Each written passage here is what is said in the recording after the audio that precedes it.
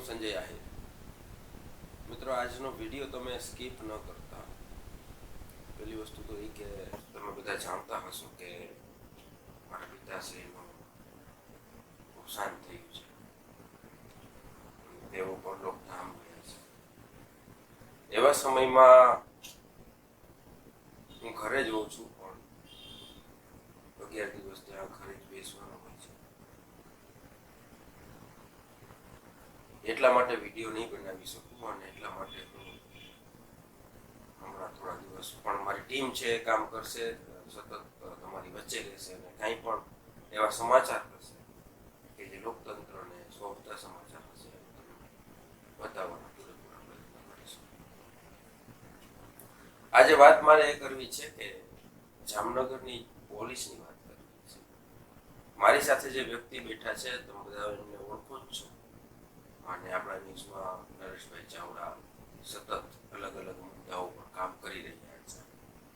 અમારી ચેનલની અંદર જે પણ મુદ્દાઓ પર જે પણ પત્રકાર કામ કરતા હોય એમને અમે સ્વતંત્રતા આપીએ છીએ કે જે તે મુદ્દા પર કામ કરી શકે, એમાં એને સ્વતંત્રતા હોય પૂરેપૂરી. એ વ્યક્તિએ સનાતન સત્ય સમાચારના માધ્યમથી લાલપુર પોલીસમાં જે ખુલ્લેઆમ દારૂ વેચાઈ રહ્યો હતો તેના પર કામ કર્યું. તેમના જીવના જોખમે તેમણે વિડીયો બનાવ્યા, કારણ કે પબ્લિક નું ત્યાં અહિત થતું હતું. ત્યાંના જે ગરીબ લોકો છે એને દારૂના નશામાં ધૂત કરીને એના પરિવારજનોને બરબાદ કરી રહ્યા હતા એ લોકો.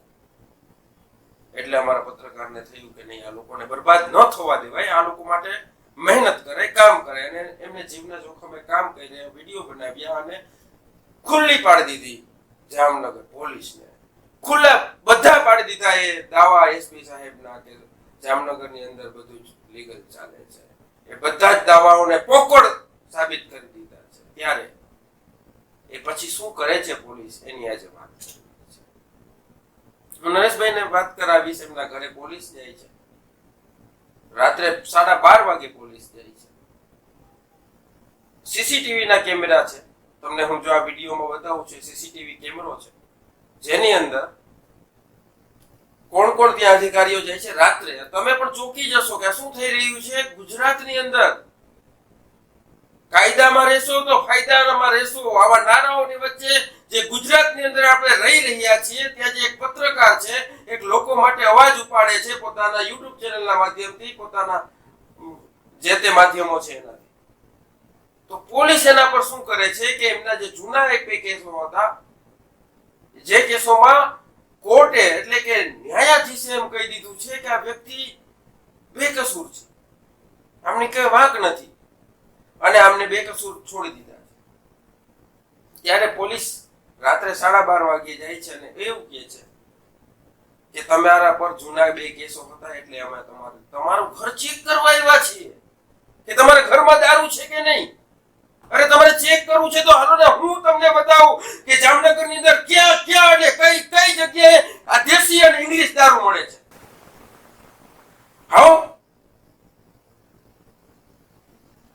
અમે એની પહેલા પણ કહ્યું, દરેડની અંદર હમણાં જ જે એસએમસીએ ની ટીમે દરોડા પાડ્યા છે. ક્યાં હતી ત્યારે જામનગર પોલીસ? આ બહાદુર જામનગરની બહાદુર પોલીસ ત્યારે ક્યાં હતી? અમારા એક પત્રકારના ઘરે એમને 12:30 વાગે તમે ધમકાવવા જશો. આ રીતે લોકતંત્ર ચાલશે, આ રીતે સુરક્ષાઓની વાર્તાઓ થશે. અને વ્યક્તિનો વાંક શું છે? એ વ્યક્તિએ રિપોર્ટ આપ્યો અમને, અમે રિપોર્ટ પબ્લિક સુધી પહોંચાડ્યા કે અહીંયા આવી રીતે દારૂ વેચાય છે. ત્યારે આજે બહારથી પોલીસને આવીને તમારા નંગા નાચ જે પબ્લિકની સામે આવી ગયા છે. મિત્રો, મારે વાત કરવી છે કે ભાઈ નરેશભાઈના મોઢેથી જ આપણે સાંભળીએ છીએ કે શું શું થયું હતું અને કોણ કોણ અધિકારીઓ હતા, અને આ બનાવથી તમારા પરિવારમાં, તમારા પરિવાર લોકોને શું ભય મહેસૂસ થયો, અને આ લોકતંત્ર શું ચાલી રહ્યું છે, એ વાત તમારા તો સંજયભાઈ, હું જામનગર હતો. તો રાત્રે 10-10:30 ની આસપાસ લોકો ઘરે પહોંચ્યા. ઘરે જઈને જમીને બેઠા હતા નિરાંતે બાળકો સાથે. જે થોડી વાર ઝોલું લાગ્યું તો 12 વાગ્યાનો સમય થઈ 12 વાગે રાત્રે ગાડી આવી બારે અને અવાજ એકદમ એનો સાયરન આવવા માંડ્યો. તો મને લાગ્યું કે બારે કંઈક છે. જોવા નીકળ્યું, જોયું તો પોલીસની ગાડી છે બારે અને ઓછામાં ઓછા 5-7 જણા 8 જણા જેટલો પોલીસ કાફલો મારી ડેલી આગળ ઉભો છે. અચ્છા. મને બોલાવે છે નીચે. તમે નીચે આવો.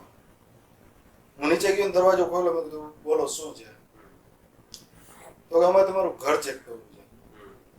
પણ મેં કીધું હું તો આ વસ્તુની વિરોધમાં છું. હું આ બધી વસ્તુ ખુલ્લું પાડવામાં છું, હું અરજીઓ કરું છું, તમે મારું ઘર જ ચેક કરવા આવો છો?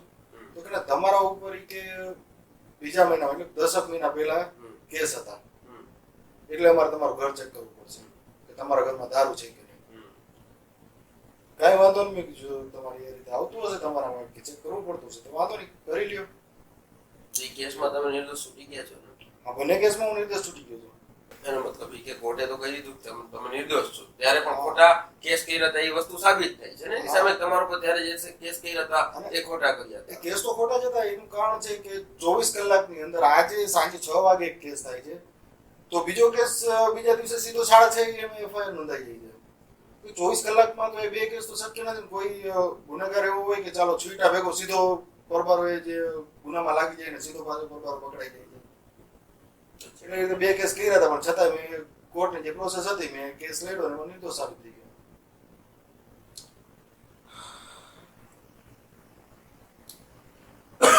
તમે આમાં એ સિવાય તમારા જયારે આ બનાવ બન્યો ત્યારે તમારા પરિવાર ઉપર શું, તમારી દીકરી છે કેવી રીતે છે? મારી 2 દીકરીઓ છે, 8મું ભણે છે. તો એ બંને સુતી હતી. એમને અવાજ આવ્યો એટલે ઉઠી તો ગઈ પણ આ ડરના કારણે બહાર ન નીકળે. હું અને મારી પત્ની બહાર નીકળ્યા તો મારી પત્નીને ડર લાગવા માંડ્યો કે આ કોઈ ખોટી રીતે જો આપણે આવડી લડત આપીએ છીએ તો આપણે એને ફસાવવામાં તો નથી આવતા ને. એક પરિવારમાં હાવ ઊભું કરવામાં આવે. આ પરિવાર અમને તો ખબર છે કે આ તો એની રીતે લડવાનો જ છે, આ મૂકશે નહીં, એના ઘરે જશું તો પણ. તેમ છતાંય એમને પાછળથી એમના પરિવારનો કઈ રીતે દબાવ વધારવો, આવા બનાવોથી શું થાય મિત્રો કે એમના પરિવારજનો પ્રેશર કરવા માંડે કે આપણે આવું કામ નથી કરવું ને આપણે દેશ માટે નથી લડવું ને આપણે એક જ ક્યાં ઠેકો લઈને રાખ્યો છે ને તમે મૂકી દો ને આ બધું ને. કારણ કે આ બધું અમે સાંભળીને ટેવાઈ ગયા છીએ. આ લોકો એવા કાવતરાઓ કર્યા હોય અમારા ઉપર. તેમ છતાં અમે કામ કરીએ છીએ. તેમ છતાં આ લોકતંત્ર માટે લડીએ છીએ. તેમ છતાં એવા લોકો માટે લડીએ છીએ કે જે લોકોનો અવાજ કોઈ નથી સાંભળવા વાળું અને એવા લોકો કે જેના ઉપર કોકે ને કોકે ક્યાંક ને ક્યાંક અન્યાય કર્યો છે એવા લોકો માટે અમે લડી રહ્યા છીએ. અમને મજા આવે છે, આનંદ આવે છે એમાં. એ અમારો પ્રેમ છે. આ કોઈ અમે અહીંયા સમય બગાડવા નથી આવ્યા પણ જેટલું પણ અમારાથી થતું હોય કામ, જેટલું પણ થાય, અમારી જેવડી ટીમ હોય, જેવડી અમારી કેપેસિટી હોય, ચાહે એક દિવસનો એક વિડીયો બનાવવાની કેપેસિટી હોય, ચાહે એક દિવસમાં 2 કે 3 વિડીયો મૂકવાની કેપેસિટી, જેટલું થાય એટલું અમે કરીએ છીએ. છેલ્લે સુધી તમારા માટે કરીએ છીએ, જનતા માટે કરીએ છીએ. ત્યારે જનતાએ આ જોવું જરૂરી છે કે અમારા ઉપર એટલે કે અમારી ટીમ ઉપર, એ અમારા ઉપર જ થયું. અમારા ટીમ ઉપર જે પણ થાય ને અમારા ઉપર જ થાય.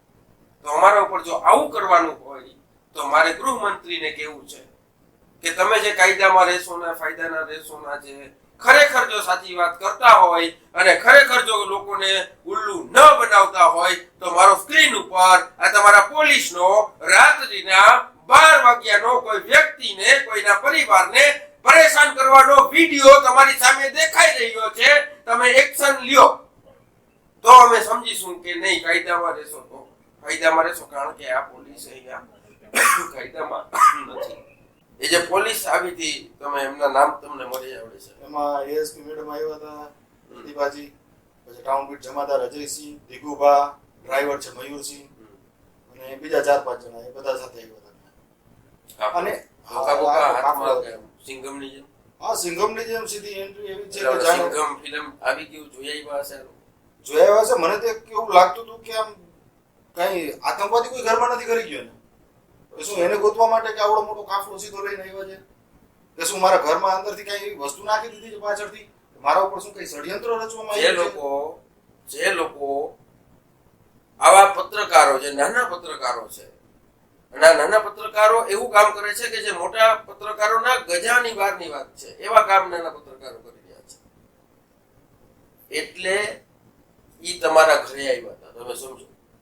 બાકી આ કેટલાય અહીંયા ફાર્મ હાઉસ છે એમાં શું શું ગોરખ ધંધા ચાલે છે ને આ લોકોને સંભળાવો તો હું સંભળાવું.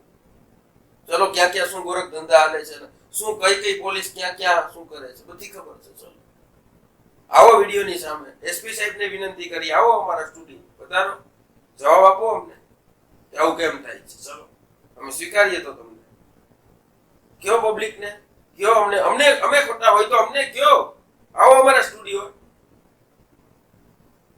તમે પણ તમારી વાત મૂકો, સ્વતંત્રતા છે, લોકતંત્ર છે. આ અમારું કઈ છે જ નહીં. અમે તો જનતા માટે આ વિડીયો બનાવીએ છીએ. કોઈ બીજા લોકોને એ બનાવવું હોય તો છૂટ છે ભાઈ. લોકો માટે લડવા માટે, લોકો માટે કામ કરવા માટે અમારી કોઈને લાજ નથી.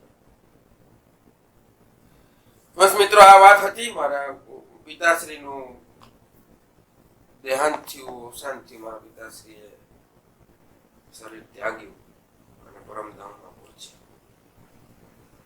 અને પિતાશ્રી સાથે તો કોને લાગણી ન હોય?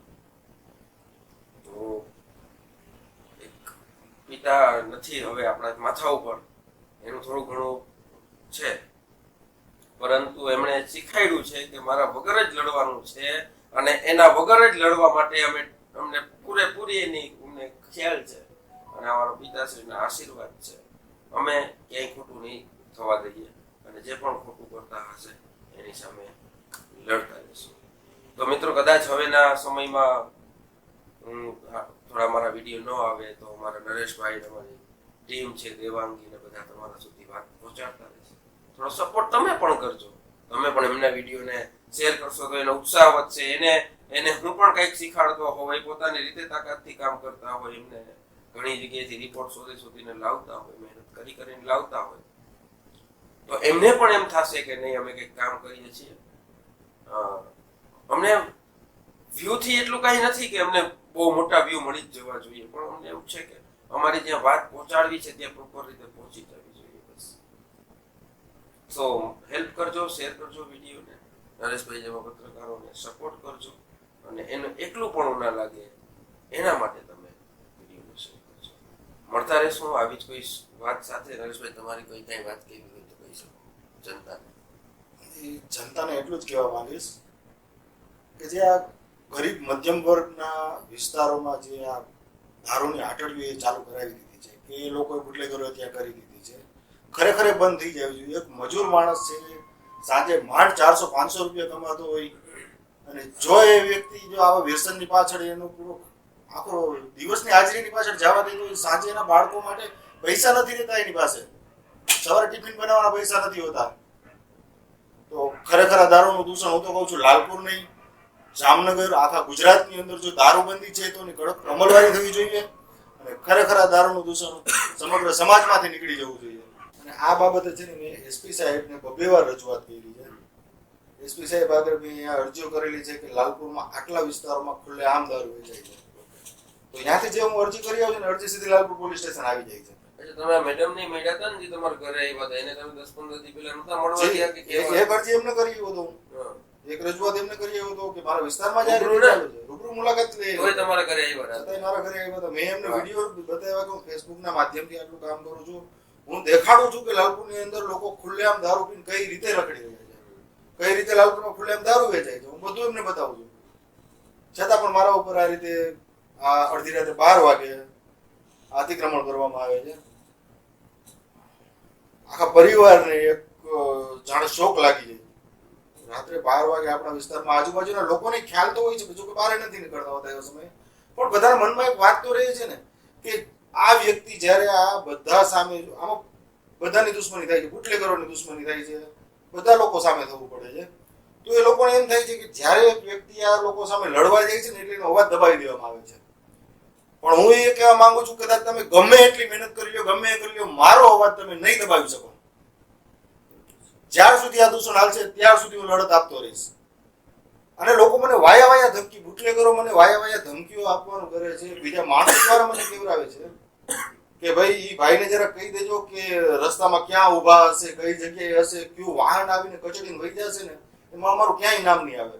વાહન વાળો કોક હશે, વાહન કોકનું હશે, શું થઈ જશે એ ભાઈને કઈ ખબર નહીં પડે. તો આ સનાતન સત્ય સમાચારના માધ્યમથી હું ભાઈને કહેવા માંગુ છું કે મને એ વાતની કોઈની ડર નથી કઈ.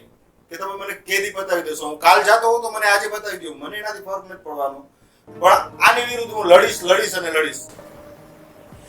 ખૂબ તકલીફો છે મિત્રો. ખૂબ લોકોને આ દારૂના હિસાબે ઘર પાયમાલ થઈ ગયા છે, ઘર બરબાદ થઈ ગયા છે. બસ આજ વાત સાથે મળતા રહીશું. જય સનાતન.